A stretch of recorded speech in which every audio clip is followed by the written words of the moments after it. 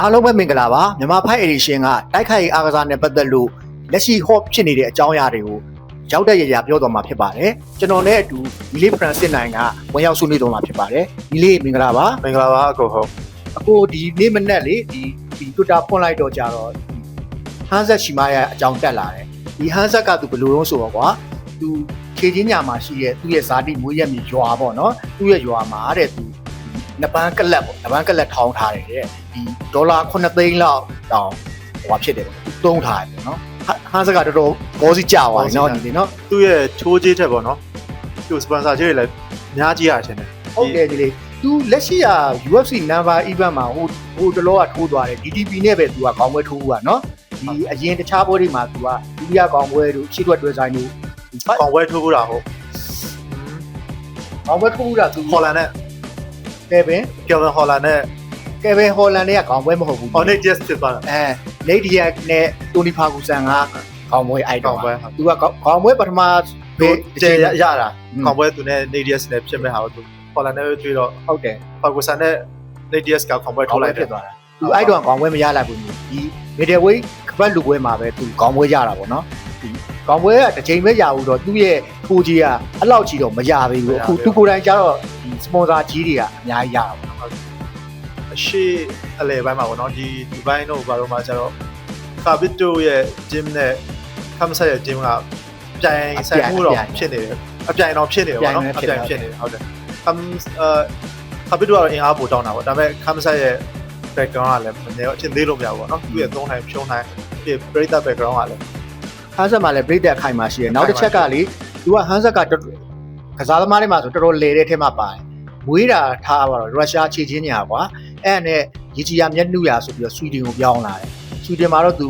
လူတီညာထင်ရှားလာတယ်ပေါ့အဲ့ဒီအချိန်မှာကွာယူအေးအာနာပိုင်တွေကဟန်ဆက်ကိုအခွင့်အရေးတွေအမျိုးမျိုးပေးထားတာသူတို့ကြောင့်လည်းဒီခီးသွားလာယူဟိုမြင့်တင်ခြင်းတဲ့ပုံစံဆိုတော့လေဟန်ဆက်လူကဘာကျော်တယောက်ကသူတို့နိုင်ငံမှာလာနေသူတို့အတွက်လည်း image ရှိရဂုံရှိရပေါ့ချိုးဆိုရင်ဒီခေါ်ခါတွေဆိုရင်တော့မှသူတို့ free လုပ်ပေးလို့ကြားတယ်အခုဆိုရင်သူကိုယ်တိုင်ကကွာ UAE နိုင်ငံသားတော့ဖြစ်သွားတယ် UAE နိုင်ငံကူစားပြုတ်ပြီးတော့သူကလည်းတော်တော်ဘောစီဖြစ်တယ်ဆရာတော့ဆရာကြီးအခုအာမန်နဲ့ခမ်ဆက်ကပေါင်းမှာဟိုမှာစီးပွားရေးတောင်းကြနေအာမန်ရဲ့ face ဆိုလည်းဟိုမှာအချမ်းမြေလုပ်ငန်းတွေလုပ်နေတာ construction တွေထင်တယ်နော်သူတို့က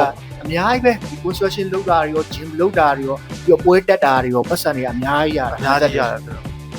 ်ခမ်ဆက်နဲ့အာမန်ကတော့စီးပွားဖြစ်နေကြတယ် UAE မှာကတော့ကွာဒီကိုင်းတဲ့ဘိုးဟဲတို့လေဒီဘိုင်းနီယာကိုနိုင်တဲ့ပွဲမှာဒီပွဲမထိုးခင်နှစ်ပတ်အလူလောက်မှာသူနန်းရိုးကျူးရတယ်ဒီအဲ့နန်းကိုအကျူကြီးနဲ့ထိုးသွားတယ်ပေါ့သူနိုင်သွားတယ်ပေါ့အခုချိန်မှာကျပရိသတ်တွေကအဲကိုင်ရိုမေးရလေနောက်ပွဲကဘယ်တော့တော့ဘာညာကျွန်တော်မှနောက်ပွဲမပြောသေးနဲ့ဟိုနဲ့အခုနန်းရိုးကအခုရော့ကာပါဖြစ်နေတာပေါ့နော်ရပောင်း40လောက်ဒီရပောင်း40နောက်နှစ်ပတ်လောက်ထိကိုကျွန်တော်ကလေ့ကျင့်ခန်းမလုပ်နိုင်သေးဘူးတဲ့အခုဒဏ်ရာတက်တာကြီးမှာလေ့ကျင့်ခန်းလုပ်အောင်ပေါ့နော်လေ့ကျင့်ခန်းလုပ်ပြီးမှ training ဝါပြီဆိုမှဒီနောက်ပွဲကိစ္စစဉ်းစားနိုင်တယ်အဲ့ဘက်ကလည်းကျန်းတယ်နော်မိုက်တယ်ဟုတ်တယ်အခုသတင်းပြန်တက်လာအီဒီယာရှောင်းမပြောတာဟိုပွဲချိန်အတွင်းမှာနှလုံးအမင်းနဲ့ပေါ့နော်မမင်းနဲ့ဟိုအမိတ်နဲ့မထိတ်နဲ့ပေါ့ဟိုပွဲပြီးသွားတာမြင်လိုက်မှာမဟုတ်ဘူးဆိုရယ်ပေါ့စပင်ကြီးလဲတခြားလေးဖိလာခဲ့ပါအားလုံးတော့စလိုက်ပြီစတယ်သူကလန့်ဆိုင်တယ်ပွဲဖြစ်လာလို့ဖြစ်သွားနိုင်တယ်ပေါ့နော်စင်ကြီးနဲ့အီလီယာပွဲကတော့ testing gauge တော့တိတ်ဘာမှမျှော်လင့်စရာလည်းမရှိဘူးနိုင်ဖို့ရခိုင်တော့လည်းနည်းတယ်ပြီးတော့ပွဲကလည်းပထမချီပြတ်မယ်လို့ပဲကျွန်တော်လက်ထင်တယ်အခုချိန်မှာတော့ဒီအီလီယာကတော့အခု favorite ပေါ့နော်တော်ကြီးကိုသူနိုင်မယ်လို့ထင်620 minus 620လောက်ပေါ့ပြီးတော့ Jackson Gage ကြီးကြောက်လဲအဲ့လိုပွဲကြီးပွဲကောင်းဆိုရင်ကြောင်ပြောက်တတ်တဲ့အချင်းရှိအဲ့ဒါကြောင့်မလို့လဲသူကအခုချိန်ထိဂျာဘက်ချန်ပီယံဘဝနဲ့ပဲအယိုးထုတ်နေရတာပေါ့နော်ပြီးတော့ကြတော့အီလီယာတပိုရီယာဂျက်ဆန်ဂိတ်ရှိတယ်ပိုးပြီးတော့လဲတယ်ပါဝါလဲပိုးကြီးတယ်နောက်တစ်ချက်တော့တတိထားမှာကတော့ဒီအီလီယာတပိုရီယာကိုဂျက်ဆန်ဂိတ်ကြီးရဲ့ကစားဟန်နဲ့လိုကစ်သမားဆိုတော့လေအီလီယာတပိုရီယာရဲ့ boxing stand ကိုချက်စီးနိုင်မလားပေါ့ဒီတစ်ချက်ပေါ့နောက်တစ်ချက်ကကြတော့ဂျက်ဆန်ဂိတ်ကြီးကကစားတာတက်ကြီးကတော့တိတ်မရှိဘူးအိုက်ပုတ်တွေအဖြစ်များရပေါ့နော်အီလီယာလည်းအိုက်ပုတ်ထီမထီအဲ့ဒါကျွန်တော်စိုးရိမ်နေတာဟုတ်တယ်နှလုံးထိုင်းပထမချီလောက်မှာအီလီယာနှလုံးထိုင်းခံရပြောလို့မရဘူးပွဲကကြောင်းလဲသွားနိုင်တယ်ဒါကျွန်တော်တို့ရှေ့မှာလည်းပြင်လာခဲ့ပြီးပြီပေါ့နော်ပွဲတွေ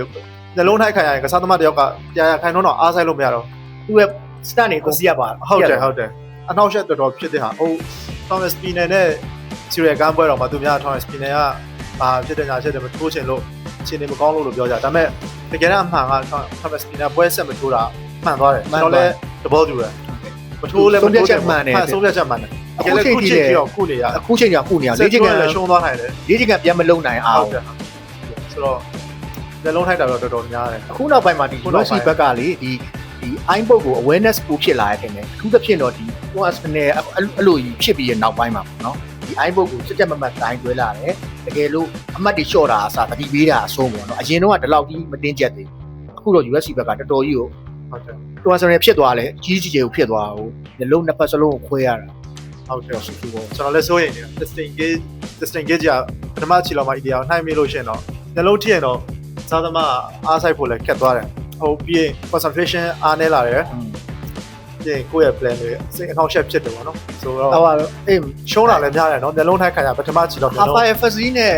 Justin Gage ပထမပွဲဆိုရင် Half FZ တာပေါ့ Justin Gage ဥမာ spin ရရမ်းกว่าတော်တော်နာလေမျိုးလုံးတော့မှမျိုးလုံးနိုင်ခံကြတဲ့က Half FZ ကစားဟန်ပြက်စီးသွားတကယ်လို့အဲ့ပွဲမှာမျိုးလုံးသာနိုင်မခံရဘူးဆိုရင် Half FZ နိုင်တယ် Justin Gage ရှုံးတယ်အဲ့ချိန်တော့ Half FZ ကတားတက်နေတာဟုတ်ပဲဂျင်းတဲ့ပွဲမှာလည်း Justin Gage ကမျက်လုံးပြန်ထိုက်တာပဲเนาะဒါတော့သူ့အချင်းလားသူပြောလို့တော့မရဘူးဒါပေမဲ့ပွဲတိုင်းမျက်လုံးထိနေအရေးကြီးတဲ့ပွဲတွေမျက်လုံးထိုက်ပြီးရတော့တန်ထက်တော့တအားနေတာတယ်ပေါ့နော်ဟိုဟာ Justin Poirier နဲ့ပထမပွဲလေ Justin Gage ရှုံးတဲ့ပွဲလေအဲ့ပွဲမှာလည်း Justin Poirier ကိုအိုင်းဘုတ်နှစ်ခါလာလုတ်တယ်အဲ့တော့အမှတ်တောင်ရှော့ခံအဲ့မှာသူ့ရဲ့ Justin Gage ရဲ့အဲ့လိုအိုင်းဘုတ် history ကြီးတွေရှိရတယ်နော်ဒါပေမဲ့ဒီ UFC ကြတော့ကွာအိုင်းဘုတ်လုတ်တယ်ဆိုနာမည်ကြီးရင်ကိုတော့ဘယ်သူပြောဂျွန်ဂျုံပြောမယ် DC ပြောမယ်ဒါပေမဲ့ ICI တွေနိုင်တာမနိုင်ဘူးလားမပြောပါဘူးနိုင်ပါတယ်ဒါပေမဲ့ ICI တွေကဘာလို့နာမည်ဘူးကြီးလို့သူကနိုင်တဲ့ shot တွေမှာနိုင်တယ်ဟုတ်တယ် Justin Gage ကကြတော့နိုင်တဲ့ shot မှာနိုင်တာမဟုတ်ဘူးဒီဂျားပွဲပဲထားပါတော့เนาะသုံးချီပွဲတွေမှာနိုင်တာဖြစ်တယ်မှန်ပါရ DC ကဟိုမျိုးချစ်ကြီးကိုအရင်မျက်လုံးထားလိုက်တယ်မျိုးချစ်ကြီးကလည်းပြန်နှိုက်တာပဲเนาะအဲ့ဒါနောက်ဆုံးပွဲမှာပြန်ထိုက်လိုက်တယ်ဒီဒုတိယပွဲမှာအဲ DC နိုင်လိုက်တာလေမျိုးချစ်မျက်မှန်တက်ရတဲ့ဘဝကြောက်သွားတာဟုတ်တယ်အရင်တော့မျိုးချစ်ကမျက်မှန်သမားမဟုတ်ဘူးသူစတိုင်ကြားတယ်လို့တက်ကောင်းတော့တက်လိမ့်မယ်ပေါ့နော်မျက်လုံးကကောင်းတယ်နောက်ပိုင်းကျတော့မျက်မှန်တက်ရတဲ့ဘဝတော်ဆိုအခုကျွန်တော်နဗန်ပွဲတွေအများကြီးဖြစ်လာရှိလာပြီเนาะဘရာဇီးမှာလည်းရှိလာပဲအခုဘရာဇီးဟုတ်တယ် High Brazil ဆိုတာ IF အမေရိကန်မှာဆို IF ပေါ့ RF ဒီပြိုင်ပွဲတွေရှိလာတာပဲစားသမားတွေအတွက်တခြားတစ်ဖက်တစ်လမ်းနဲ့ဝင်ရှာနိုင်တဲ့အခွင့်အရေးရတယ်လို့ကျွန်တော်မြင်တယ်ပြီးတော့သဘောကျတယ်ပေါ့နော်သူတို့ training ဆင်းတဲ့လောက်ပဲရှိတယ် grappling သွားကစားတယ် wrestling သွားကစားတယ်ဆိုတော့သူတို့အတွက် training ဆင်းတဲ့လောက်ပဲပြီးတော့လည်းတန်ရာလည်းကြီးမမရဖို့သိမ့်မရှိဘူးပြီးတော့လည်းပတ်စံလည်းရတယ်အဲ့ဒါလေအခုနောက်ပိုင်းလေဒီ UFC ဘက်က policy ပြောင်းသွားတယ်ထင်တယ်ကွာအရင်တော့ UFC ကိုထွက်ရတဲ့ကစားသမားကွာတခြားမှာသူကစားဖို့မရှိဘူးပွဲထိုးဖို့မရှိဘူးကွာပွဲထိုးမဲ့ဆိုရင်ဒီနာရဲ့အခုပဲလို့တယ်အခုနောက်ပိုင်းကျတော့ဒီပွဲထိုးကန်ဒီတလာခွဲသာခွာပြီးရတယ်လာခွဲတွင်တော့မပြိုင်နဲ့ပေါ့နော်သွားပြိုင်လို့မရဘူးပေါ့ရတယ်ပွဲဝေးရင်သွားပြိုင်လို့ရတယ်ကွာအာမန်ဆိုလည်းသိတဲ့အတိုင်းပဲ IF မှာလည်းနပန်းလုံးလိုက် High Brazil မှာလည်း grappling ဆော့လိုက်သူအဲ့နှစ်ခုကိုပိုးသွားလိုက်နပန်းဆော့လိုက် grappling ဆော့လိုက်လို့ဆိုသူပတ်စံတော်တော်ရတယ်ကွာပြီးတော့ကိုအဲ့လိုပြောမှာပဲအာမန်ဘက်ကိုပြန်လှည့်ကြအောင်အမနပန်းပြိုင်ပွဲတွေကကိုပြန်ဖက်ကင်းအောင်ဖြစ်နေတယ်နော်ဒါပေမဲ့အားပြင်းထန်တဲ့တိုင်ဖက်နဲ့တော့မတွေ့ရသေးဘူးကျွန်တော်ထင်တယ်အီလီယာက Justin Gage နဲ့ White House မှာပွဲထိုးမယ်ဆိုတော့အာမန်ကကြားထဲမှာအီလီယာနဲ့ပြန်မတွေ့ခင်ပေါ့နော်တွေ့တော့သူတို့နှစ်ယောက်ကချင်းတွေတွေ့လောက်တယ်လို့ကျွန်တော်ထင်တယ်အားနာတာသူတို့မတွေ့ခင်အာမန်ပွဲတစ်ပွဲလောက်များပြန်ထိုးတင်လာပေါ့ထိုးမယ်ဆိုရင်ရောသူနဲ့ထိုးတင်လဲဆိုကျွန်တော်အနည်းကဆုံးမြင်တာတော့တော့ဆိုတော့ Oliveira နဲ့ဒုတိယပွဲပြန်ဖြစ်တော့ကျွန်တော်ကြည့်ချင်တယ်ကျွန်တော်စိတ်ဝင်စားတယ်ဒါဖြစ်လာနိုင်ဖို့တော့မရှိတလောက်ရခံနှုန်းနဲ့တယ်ဒါပေမဲ့အာမန်လည်းပွဲပြန်ထိုးသိပြီလို့ထင်တယ်ကြားထဲမှာပေါ့နော်အပေါ်ကတော့အဲ့လိုရောမမြင်ဘူးကွာ Charles နဲ့အာမန်ကိုကြတော့သူတဲပြီးမှဆိုရင်ဘယ်လိုတိုက်တယ်မျိုးနဲ့တဲပြီးမှာတော့ BMF ခေါင်းစဉ်အောက်မှာသွားမှာလား BMF ခေါင်းစဉ်အောက်မှာသွားမယ်ဆိုရင်တော့ UFC number event မှာသူတို့ခေါင်းမဲပြီးလို့ရတယ်အခြားဂျားပွဲအနေနဲ့တိုက်တယ်မပါဘူးကွာခပတ်မပါဘဲနဲ့တဲပြီးမှဆိုရင်သူတို့ခေါင်းမဲပြီးလို့မရဘူးဒုတိယကောင်ပွဲလောက်ပဲပြီးလို့ရမှာအဲ့လိုပြန်စဉ်းစားရတဲ့အကြောင်းရှိရကွာအာမန်ကိုယ်တိုင်ကလည်းအခု BMF ကိုလည်းစိတ်ဝင်စားတဲ့သဘောမှရှိတယ်ဆိုတော့သူ Oliveira နဲ့တော့မှ သူဘီယန် ဝယ် ကို ဖြစ်မယ်ဆိုတော့သူထိုးချင်တော့တယ်လို့ ဘီယန်ကိုစိတ်ဝင်စားတာမဟုတ်ဘူး तू က title show ကိုစိတ်ဝင်စားနေတယ် title show မရလို့သာ PMF ဘက်ကို ဘီယန်ဘက်ကပြန်လဲအဓိကတော့မိဘ view ဒီ UFC number event မှာခေါင်းဝဲထိုးချင်တာကွာခေါင်းဝဲရမယ့်အခွင့်အရေးမှန်သမျှအကုန်ပဲသူလိုက်ပြီးတော့စိတ်ကူးရင်နေတာပေါ့ပြီးတော့နောက်တစ်ချက်ကအမှန်တော့လည်းဒီတော့မှာတော်ကောင်းတယ်လို့မြင်နေနေရဒီ UFC ကတဟုတ်ကောင်နိုင်ထားတာเนาะနောက်ဆုံးပွဲဟုတ်တယ်เนาะဒီတဟုတ်ကောင်နိုင်ပြီးတော့ဂျားထဲမှာတော့သူအဲ့နပန်းလုံးလိုက် grappling ဆော့လိုက်ဆိုတော့ပွဲတွေအများကြီးဆော့ထားတယ်ပွဲတွေအများကြီးဆော့တော့ play တက်နဲ့ဆက်သွယ်မပြတ်တော့ဘူးပေါ့ဘယ်လိုပဲဖြစ်ဖြစ်လေ play တက်နဲ့ဆက်သွယ်မပြတ်တော့သူ့မှာ follower ပို့တိုးတယ်ကွာဒီသူ့ရဲ့ ground skill ကိုလူတွေကပို့ပြီးအသိမှတ်ပြုတယ်ပတ်စံရတာမရတာဆိုတာထက်ဒီပုံရိပ်ကတော့အရင်တက်လာတော့အမှန်ပဲဘာလို့ဆိုတော့သူကင်မရာရှေ့မှာအရင်ကနေနေရတာဆိုတော့ဒီဟုတ်တယ်နောက်ထပ်တွေကြာလို့ရှိရင်အခု live weight မှာဆိုရင်ကဘာပေါ်မှာအကောင်းဆုံးကစားသမား3ယောက်ရွေးရမယ်ဆိုရင် Ilya ရှိမယ်အာမန်ရှိမယ်